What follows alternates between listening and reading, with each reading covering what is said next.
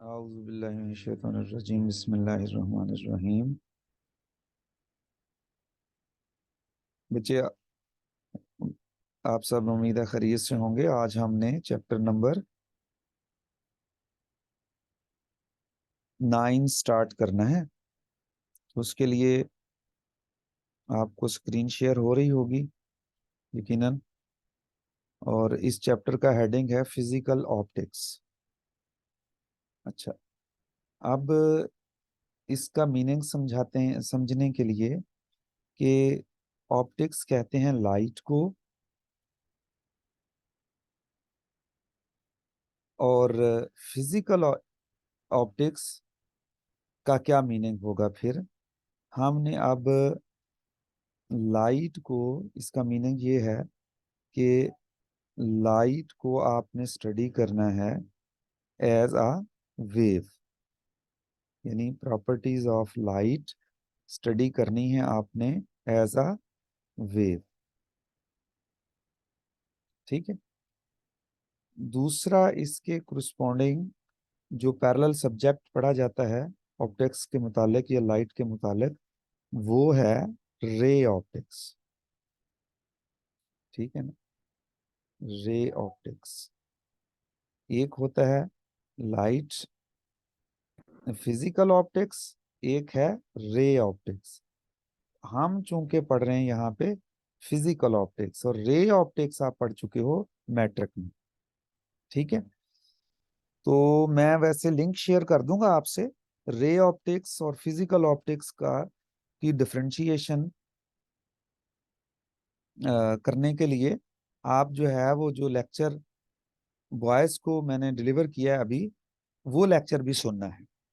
उसमें मैंने बहुत तफसील के साथ जो कनेक्शन है आ, हमारा आ, 7वें चैप्टर के साथ, जिसमें हमने ऑसिलेशंस पढ़ा था, 8वें चैप्टर में हमने वेव्स पढ़ा था।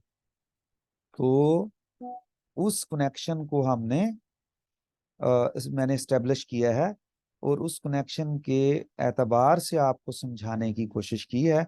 तो उस लेक्चर को आपने लाजमी तौर पे सुनना है।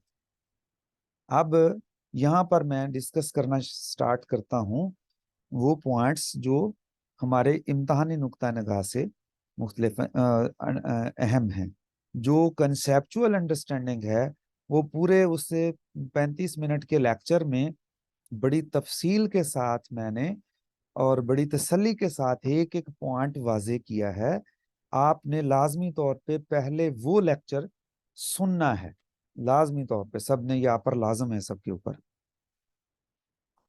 क्योंकि उससे आपको आइडिया क्लियर हो जाएगा कि लाइट क्या है, और आपको ये भी वाज़ेह हो जाएगा कि इलेक्ट्रोमैग्नेटिक वेव क्या है। ठीक है। और अभी जो बातें करेंगे इसमें इसके बिहाइंड जो एक्चुअल कॉन्सेप्ट है वो क्या है, वो भी आपको वहां से समझ आएगा। तो इसलिए अब मैं आपके साथ इस लेक्चर में डिस्कशन करूंगा, क्योंकि वो सारी की सारी discussion recorded as it is मौजूद है। यहाँ पर मैं जो डिस्कशन करूंगा वो इम्तहानी नुक्ता निगाह से हमारे पास होगी।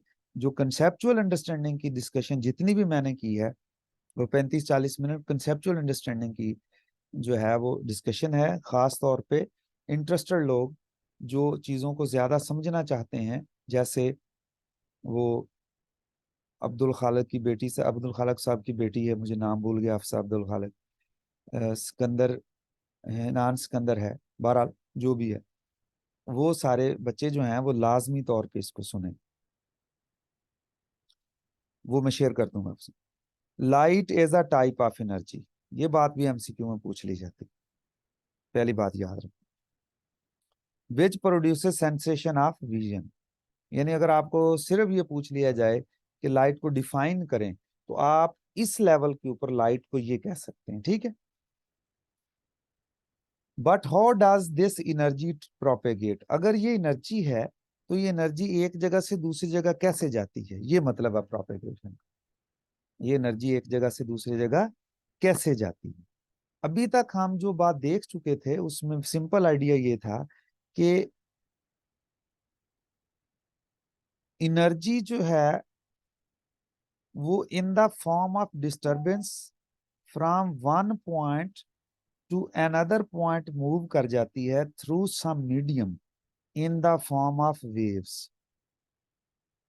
ठीक है बच्चों, यही आइडिया अब एक ये डच साइंटिस्ट था हाइजेंस, बाज लोग पढ़ लेते हैं इसको, बाज हाइगन्स पढ़ लेते हैं, जो आपका जी चाहे। इसने ये प्रपोज किया ये आइडिया, और ये प्रपोज इसने किया 1678 में, कि लाइट एनर्जी ल्यूमिनस सोर्स जिसमें से लाइट निकलती है, travel in space as waves. तो इसने कहा कि ये ट्रेवल स्पेस में करती है एज अ वेव, ये याद रखना। The experimental evidence in support of wave theory of Huygens time was not convincing. यानी उस वक्त कोई ऐसा एक्सपेरिमेंट नहीं हम कर पाते थे, कि हमें पता नहीं था जिससे हम कहें कि लाइट जो है वो वाकयातन वेव्स की फॉर्म में ट्रेवल करती है सोर्स ऑफ लाइट से स्पेस में। ये किसका कॉन्सेप्ट था, ये किसका आइडिया था? ये हाइजेंस ने या हाइगन्स ने 1678 में ये आइडिया प्रपोज किया। अब उसको कंफर्म करने के लिए हमारे पास कोई एक्सपेरिमेंटल एविडेंस नहीं थी, इसलिए वो बात अभी मौलक रही, कि जब तक एक्सपेरिमेंट से ये बात कंफर्म नहीं हो जाती तब तक वो एक आइडिया है, एक प्रपोजल है, वो ठीक भी हो सकती थी, वो गलत भी हो सकती थी। तो 1801 में प्रूव कर दिया वेव नेचर ऑफ लाइट को एक एक्सपेरिमेंट के थ्रू, जिसको कहते हैं यंग्स इंटरफेरेंस एक्सपेरिमेंट। और ये हम स्टडी करेंगे, किताब का पहला मेन टॉपिक ये है। ये इंट्रोडक्शन अभी चल रहा है इस किताब में, चैप्टर नंबर 9 का। तो इससे एस्टेब्लिश हो गई वेव थ्योरी, यानी उससे हमें उसके बाद ये पता चल गया कि लाइट जो है वो वेव की फॉर्म में ट्रेवल करती है एक जगह से दूसरी जगह, सोर्स से निकल के स्पेस में वो वेव की फॉर्म में चलती है। इस चैप्टर में हम लाइट की प्रॉपर्टीज पढ़ेंगे जो उसकी वेव नेचर के साथ एसोसिएटेड है, इसलिए इसका नाम है फिजिकल ऑप्टिक्स।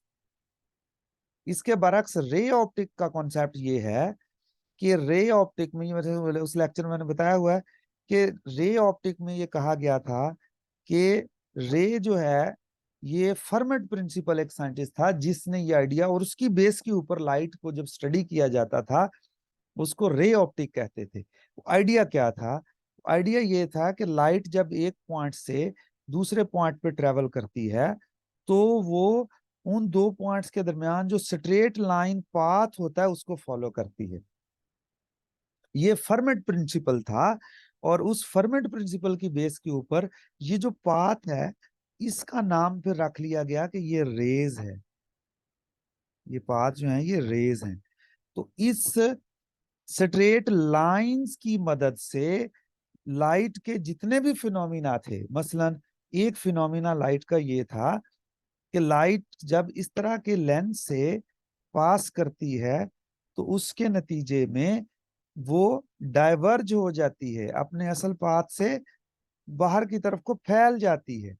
इस प्रॉपर्टी को डिस्कस करना था, और इस प्रॉपर्टी को जब डिस्कस किया गया लाइट को रेज की सूरत में ट्रेवल करने की बेस बना करके, तो हम उसको कहेंगे ये रे ऑप्टिक्स है। अगर इसी फिनोमिना को हम स्टडी करें किसके बेस बना करके, कि लाइट वेव्स हैं, तो उसको हम कहेंगे ये फिजिकल ऑप्टिक्स हम स्टडी कर रहे हैं। That's all about this. अच्छा, अब लाइट वेव का जो बुनियादी कॉन्सेप्ट होता है, लाइट को एज अ वेव डिस्क्राइब करने का, उसकी प्रॉपर्टी को एज अ वेव डिस्क्राइब करने का जो सबसे मेजर इंपॉर्टेंट फिनोमिना है, उसमें जो एक प्रॉपर्टी है वेव्स की जो यूज करेंगे हम, उसको कहते हैं वेव फ्रंट। ये याद रखना। अब हम समझने लगे वेव फ्रंट क्या होता है। Consider a point source at light at S.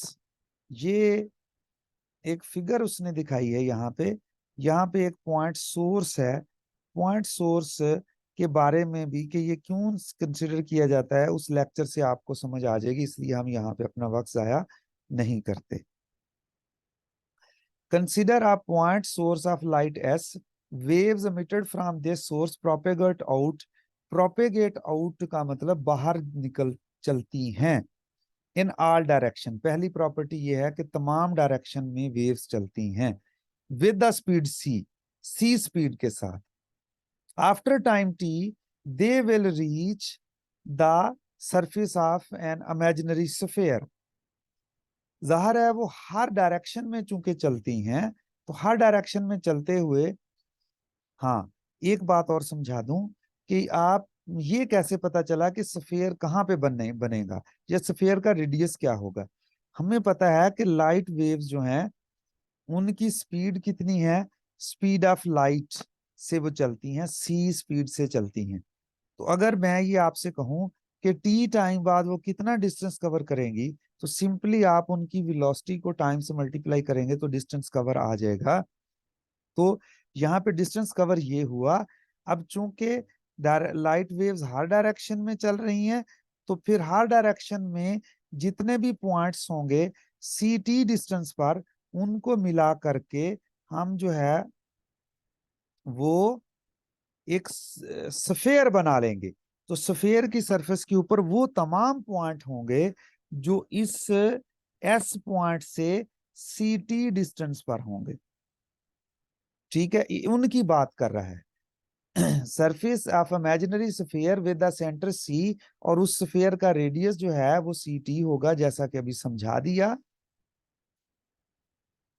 Every point on the surface of this sphere, इस स्फीयर के सरफेस के ऊपर हर point will set into vibration और बाय द वेव्स। आपको पता है चैप्टर नंबर 8 में वेरी सिंपल लैंग्वेज में हमने कहा था कि जब वेव एक पॉइंट से दूसरे पॉइंट में ट्रेवल करती है, तो जिस पॉइंट पे वो जिस वक्त पहुंचती है उस वक्त उस पॉइंट के ऊपर जो पार्टिकल होता है उसमें डिस्टरबेंस काज करती है, और वो डिस्टरबेंस काज करके उस पॉइंट पर उस लम्हा पार्टिकल को अपनी मीन पोजीशन से जिस पॉइंट पर ले जाती है उसको कहते हैं फेज ऑफ मोशन।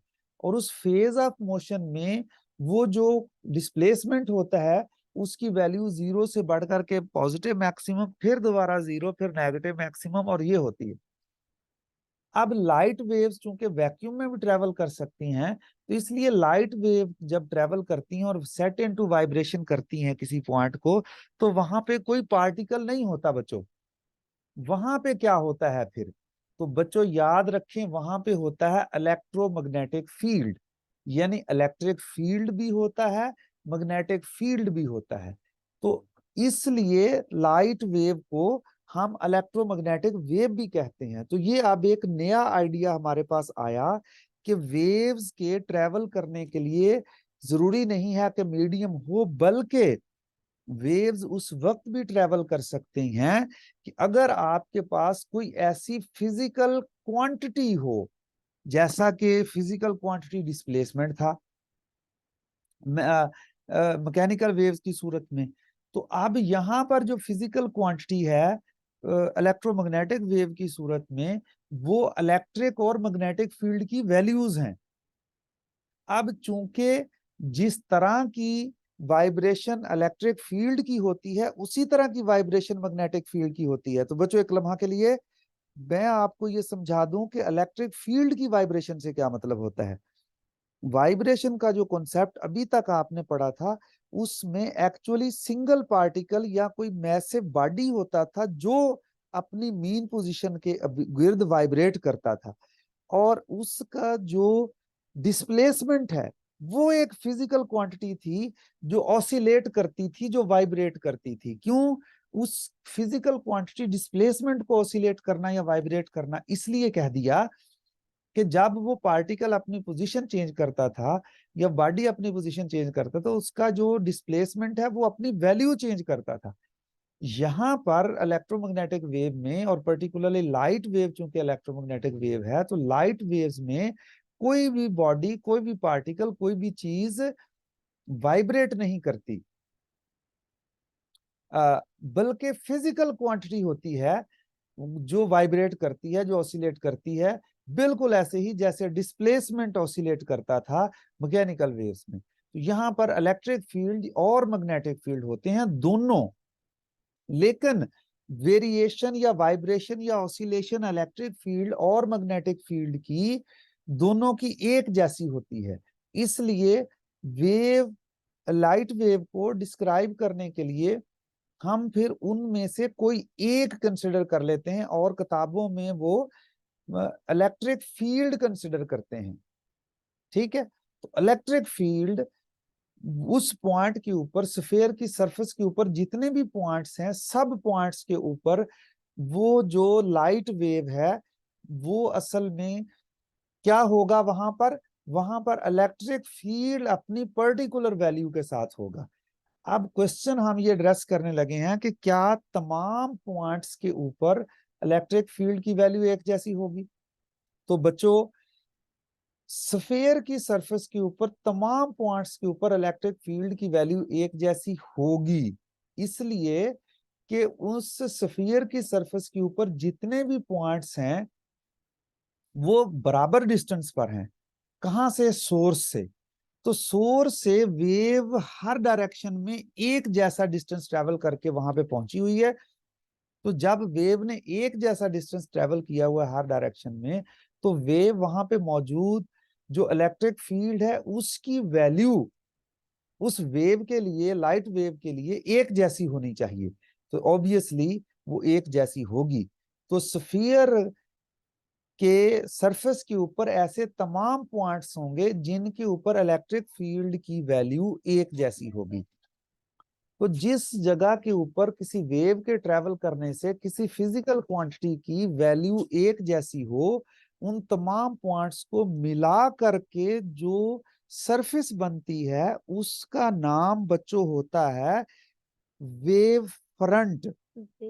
फ्रंट होता है बच्चों। और उस वेव फ्रंट की पहचान क्या होती है कि उस वेव के ट्रेवल करने से, जो कि मौजूदा सूरत हाल में लाइट वेव है, वो फिजिकल क्वांटिटी की जो वैल्यू ऑसिलेट करती है, और वैल्यू ऑसिलेट करने का मतलब समझाया कि जीरो से मैक्सिमम, मैक्सिमम से फिर जीरो, जीरो से फिर उसी फिजिकल क्वांटिटी की वैल्यू नेगेटिव, मैक्सिमम और फिर दोबारा जीरो। तो एक साइकिल उसका, उस फिजिकल क्वांटिटी की एक वाइब्रेशन या ऑसिलेशन कंप्लीट हो गई। तो यहाँ पर ऑसिलेशंस कंप्लीट होंगी इलेक्ट्रिक फील्ड और मैग्नेटिक फील्ड की।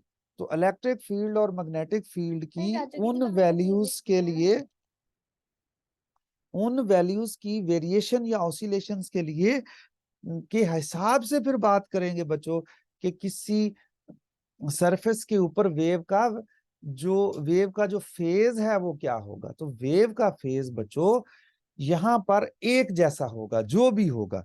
तो ऐसे तमाम पॉइंट्स जहां पर लाइट वेव के ट्रेवल करने से एक सरफेस बनेगी, और उस सरफेस के वो सरफेस कैसी होगी, उन तमाम पॉइंट से मिलके बनेगी जिन पॉइंट के ऊपर जो फेज है ऑसिलेशन का, इलेक्ट्रिक फील्ड का ऑसिलेशन का जो फेज है वो एक जैसा होगा। तो हम कहेंगे कि ये उस लाइट वेव का वेव फ्रंट है। और उस वेव फ्रंट की पहचान क्या होगी कि उस वेव फ्रंट, सॉरी बच्चों, उस वेव फ्रंट जो है वो एक सरफेस होगी और ऐसे पॉइंट से मिलके बनी होगी कि जिन पॉइंट के ऊपर इलेक्ट्रिक फील्ड की जो ऑसिलेशंस के दौरान वैल्यू होगी वो एक जैसी होगी। तो इस तरह से वेव फ्रंट का कॉन्सेप्ट बच्चों बना। एज द डिस्टेंस, हम किताब वाले को देख लें, as the distance of all these points from the source is the same, their their state of vibration. अब स्टेट ऑफ वाइब्रेशन या स्टेट ऑफ ऑसिलेशन से मतलब इलेक्ट्रिक फील्ड की, लेकिन चूंकि आपकी किताब वाला ये समझता है कि इस वक्त तक अभी आपने इलेक्ट्रिक फील्ड नहीं पढ़ा हुआ, तो वो कभी भी तज़किरा इलेक्ट्रिक फील्ड का नहीं करेगा। वो वेव का वाइब्रेशन कह देगा, state of vibration of the wave कह देगा, और उसको वो आइडेंटिकल कह देगा। लेकिन बच्चों, मैं आपको ट्रू आइडिया इसलिए बता रहा हूं कि आगे चल करके भी हमने इसको पढ़ना है। लेकिन हमें थोड़ा सा ट्रू आइडिया भी पता होना चाहिए, वरना हमारे लिए अल्फाज जो हैं वो बड़े मुश्किल हो जाते हैं समझना, उनका कॉन्सेप्ट क्रिएट करना। तो अब उसमें इलेक्ट्रिक फील्ड असल में ऑसिलेशंस हो रही हैं, इसी तरह से मैग्नेटिक फील्ड की ऑसिलेशंस होंगी, इसलिए हम एक को कंसिडर कर लेते हैं। ठीक है, तो फर्क सिर्फ ये होगा कि वेरिएशंस एक जैसी होंगी, ग्राफ भी एक जैसा बनेगा, लेकिन जिस वक्त इलेक्ट्रिक फील्ड की वैल्यू अपने साइकिल के जीरो में होगी, उस वक्त मैग्नेटिक फील्ड की वैल्यू अपने साइकिल के मैक्सिमम में होगी, बस ये फर्क होगा। और इसके कन्वर्स, जब मैग्नेटिक फील्ड का अपने साइकिल में वैल्यू मैक्सिमम होगी, मिनिमम होगी यानी जीरो पे होगा, उस वक्त इलेक्ट्रिक फील्ड अपने साइकिल के मैक्सिमम में होगा। तो एक्चुअली इलेक्ट्रिक फील्ड और मैग्नेटिक फील्ड दो ऐसी फिजिकल क्वांटिटीज हैं जिसमें एनर्जी स्टोर हो जाती है। इसलिए अब तस्दीक हुई उस फ्रेज की जो चैप्टर के पहला शुरू वाला सेंटेंस था कि light is a form of energy. तो वो असल में स्पेस में एनर्जी ट्रेवल कर रही है, और वो in the form of electric field और मैग्नेटिक फील्ड है। अब चूंकि मुझे ये आइडियाज आपको आपको समझाने थे कि ये क्यों एनर्जी उसने कहा और एनर्जी स्पेस में कैसे ट्रेवल कर रही है, तो इसलिए इसको नाम रखा है इलेक्ट्रोमैग्नेटिक फील्ड।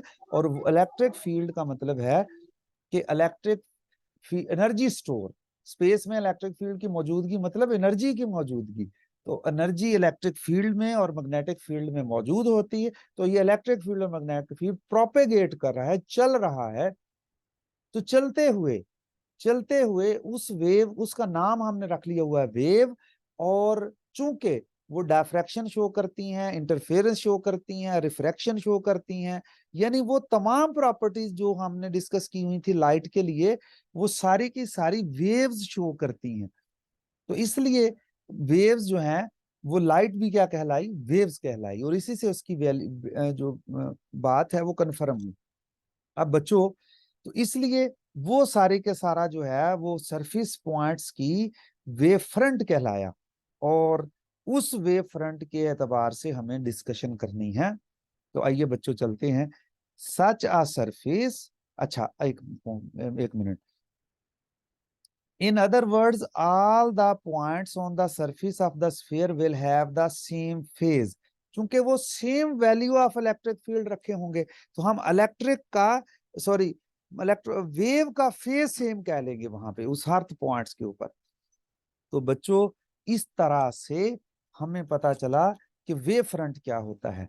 तो वो तमाम पॉइंट्स को मिलकर के एक सरफेस होती है, जिन पॉइंट के ऊपर सेम फेज ऑफ वाइब्रेशन में इलेक्ट्रिक फील्ड होता है या मैग्नेटिक फील्ड। एक टाइम में इलेक्ट्रिक फील्ड की बात करेंगे या मैग्नेटिक फील्ड की बात करें, तो हम बात करते हैं इलेक्ट्रिक फील्ड की। तो बच्चों आइए समझते हैं इस फिगर को। इस फिगर में उसने एक पॉइंट सोर्स बनाया, ये वाला। इस पॉइंट सोर्स से लाइट वेव बाहर निकली, तो फिर सी टी डिस्टेंस पर आफ्टर टाइम टी उसने एक स्फीयर बनाया। अब स्फीयर का उसने सिर्फ क्रॉस सेक्शन दिखाया हुआ बच्चों, बिल्कुल ऐसे ही है जैसे आप एक गेंद लें और उसको दरमियान से काट दें। तो आप काटेंगे तो आपको गेंद की किनारी नजर आएगी, ऊपर से देखें तो गेंद की किनारी नजर, और नीचे से भी काट दें तो फिर सिर्फ आपको वो किनारी नजर आएगी, वो यहाँ पे उसने दिखाई हुई है। तो बच्चों, इसके ऊपर हर पॉइंट का फेज, हर हर पॉइंट के ऊपर फेज जो है वो इलेक्ट्रिक फील्ड या मैग्नेटिक फील्ड का सेम होगा। इसको हम कहेंगे ये वेव फ्रंट है। ठीक है बच्चों, ये जो वेव फ्रंट है ये कैसे ट्रेवल करेगा। मसलन अगर हम ये देखना चाहें कि ये वेव फ्रंट टी टाइम बाद कहां पर होगा, मसलन फर्ज किया एक यहां पर हमने एक वेव फ्रंट को ऑब्जर्व किया, वो इस तरह से था। ठीक है जी। अब हम, मैं आपसे कहूं कि बच्चों सी टी टाइम बाद, यानी टी टाइम बाद इसका वेव फ्रंट कहां पर होगा, तो आपको पता होना चाहिए कि स्पीड ऑफ लाइट सी होती है। तो जो डिस्टेंस उस वक्त का कवर करेगा वो वेव फ्रंट, वो सी टी होगा। तो आप क्या करोगे, आप ये करोगे कि इस पुराने वेव फ्रंट से डी डिस्टेंस पर, जो कि सी टी के बराबर है, एक नया स्फीयर ड्रा कर दोगे। ठीक है, तो हम कहेंगे कि यहां पर वेव फ्रंट पहुंच जाएगा ct टाइम पर।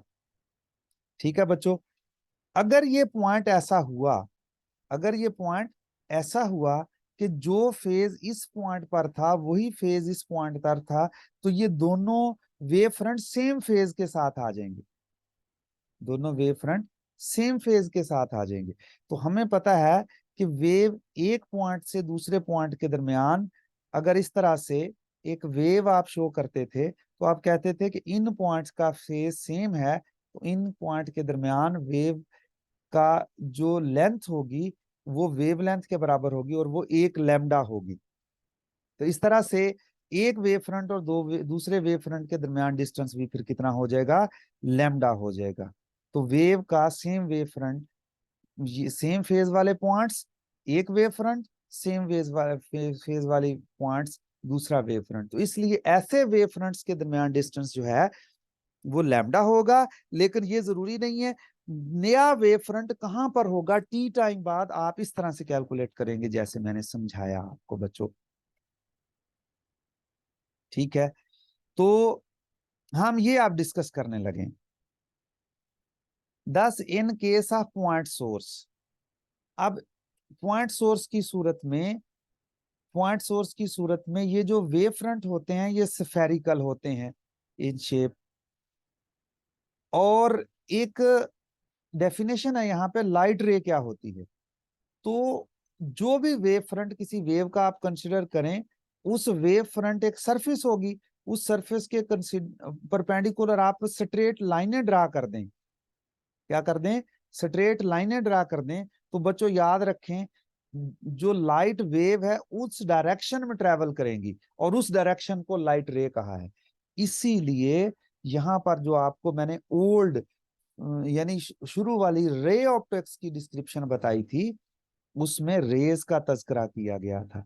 रे ऑप्टिक्स का जो आपको बताया था वो उसमें रेज के हवाला से बात की जाती है। तो रेज का कॉन्सेप्ट वेव प्रॉपर्टी के साथ इस तरह से एसोसिएट है कि वेव्स का जो वेव फ्रंट होते हैं उनके परपेंडिकुलर डायरेक्शन में जो लाइन ड्राई कर, जितनी भी लाइनें आप ड्रा कर दें, इन प्रिंसिपल इनफिनिट लाइनें ड्रा की जा सकती हैं। तो वो स्ट्रेट लाइन जो परपेंडिकुलर टू होंगी तो उनकी डायरेक्शन फिक्स हो जाएगी। वो डायरेक्शन हमेशा किसकी डायरेक्शन होगी, लाइट वेव के ट्रेवल करने की डायरेक्शन होगी बच्चों, ये याद रखना।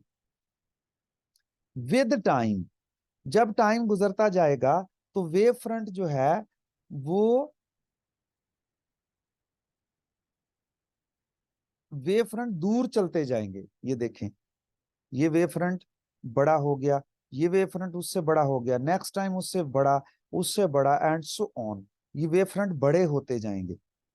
All these wave front will be concentric sphere of increasing radii. यानी कॉन्सेंट्रिक स्फीयर का मतलब हर स्फीयर का सेंटर एक ही होगा, और इंक्रीजिंग रेडियस का मतलब पहले का रेडियस ये था, दूसरे का रेडियस ये हो गया, तीसरे का रेडियस ये है, चौथे का रेडियस ये होगा, पांचवें का रेडियस ये एंड सो ऑन। ये चलता रहेगा बच्चों। इंक्रीजिंग रेडियस का मतलब ये। दस the waves propagate in space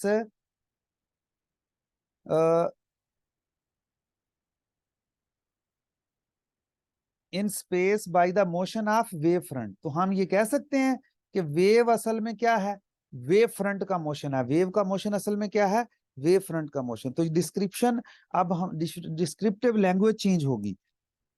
क्या डिस्क्रिप्शन की लैंग्वेज चेंज होगी बच्चों, डिस्क्रिप्शन की लैंग्वेज ये चेंज होगी कि जो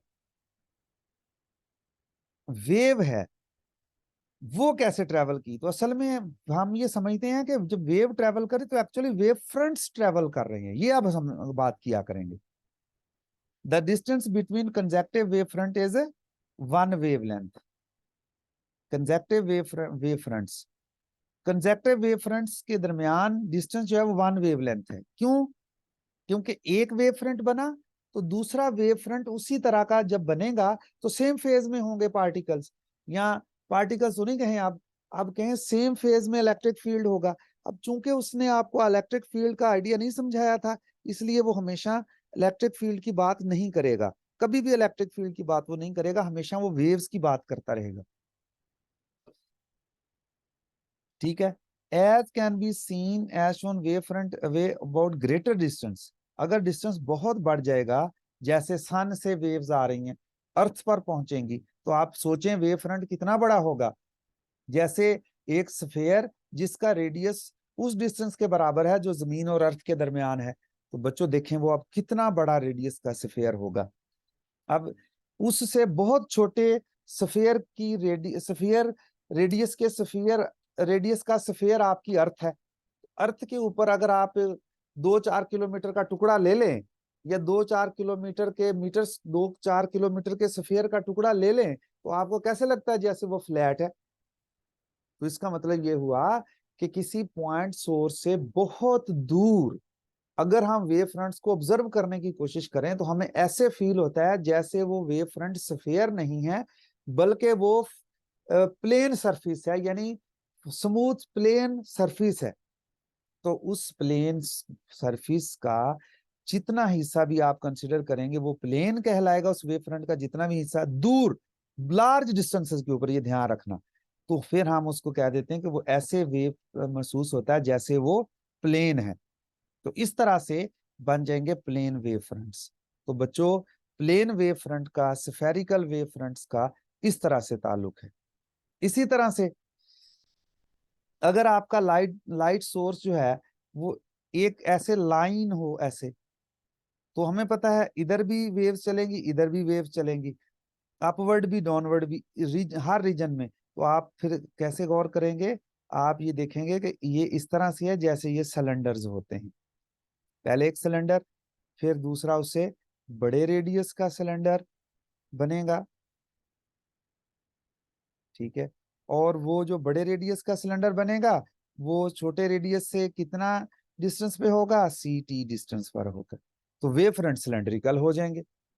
और अगर हम कह लें कि हम बहुत दूर हैं किसी सोर्स से, तो उस पे वेव फ्रंट चेक करना चाहते हैं, तो फिर या फिर इसी का एक साइड पे वेव फ्रंट, ये मतलब सोर्स बन गया, ये लाइट सोर्स इस तरह से है, स्ट्रेट लाइन है, इससे आप वेव फ्रंट देखना चाहेंगे, तो वेव फ्रंट इस डिस्टेंस पे क्या होगा, एक प्लेन होगा। ठीक है। तो फिर और अगले डिस्टेंस पे भी एक प्लेन हो जाएगा। इस तरह से प्लेन वेव फ्रंट। अब लाइट वेव जब प्रोपेगेट करेगी, असल में क्या चीज प्रोपेगेट कर रहे हैं, वेव फ्रंट्स प्रोपेगेट कर रहे हैं। तो आज के बाद जब हम लाइट के प्रोपेगेट करने की बात करेंगे, तो उसमें वेव फ्रंट्स का कॉन्सेप्ट यूज करेंगे। जब हम कहेंगे लाइट वेव ट्रेवल कर रही है, तो हम कहेंगे वेव फ्रंट ट्रेवल कर रहे हैं। जब हम कहेंगे कि लाइट फलां जगह पे पहुंच गई है, तो एक्चुअली हम कहेंगे वेव फ्रंट फलां जगह पे पहुंच गया है। जब हम कहेंगे कि लाइट वेव रिफ्लेक्ट हो गई है, तो हम कहेंगे एक्चुअली वेव फ्रंट वापस रिफ्लेक्ट हो गया है। जब हम कहेंगे लाइट अपने असली पासे से किसी रास्ते पे इन मुनहरिफ हो गई है, डेविएट कर गई है, तो एक्चुअली हम कहेंगे वेव फ्रंट डेविएट कर गया है। तो नया वेव फ्रंट डेविएटेड कहाँ पे चल रहा होगा, कैसे चल रहा होगा, वो पुराने वेव फ्रंट से हम कंस्ट्रक्ट करेंगे। और उस कंस्ट्रक्शन करने के तरीके का नाम है हाइजेंस प्रिंसिपल। वो हाइजेंस ने ही बताया था तरीकेकार कि आप किस तरह से पुराने वेव फ्रंट से नया वेव फ्रंट जनरेट कर सकते हो। मीन कि अगर आपको किसी भी शेप का वेव फ्रंट किसी इस रीजन में इस रीजन में किसी रीजन में आपको मैं बता दूं कि इस तरह का वेव फ्रंट है यहाँ पर। ठीक है। और उसकी थोड़ी सी सरफेस भी मैं आपको थोड़ा सा समझाने के लिए ऐसे बस एक रफ सी सरफेस, वो उसकी सरफेस इस तरह से है। वो अब ट्रेवल करती जा रही लाइट, तो वो क्या कहेगा कि यहाँ पर जो नया पॉइंट है, यहाँ पर जो वेव फ्रंट है वो कैसा होगा, वो कैसे बनेगा, कैसा होगा, कैसे बनेगा। ये कैसे पता चला, ये बनाने का तरीका हाइगन ने हमारे साथ शेयर किया, डेवलप किया। हमने उसी आइडिया को लेकर के चलना है। तो वो तफसील से हम बच्चों कल वाले लेक्चर में देखेंगे। आज सिर्फ ये हमें पता चल गया कि वेव फ्रंट जो हैं वो स्फेरिकल भी होते हैं, वेव फ्रंट प्लेन भी होते हैं, और प्लेन वेव फ्रंट ट्रेवल भी करते हैं, स्फेरिकल वेव फ्रंट भी ट्रेवल करते हैं।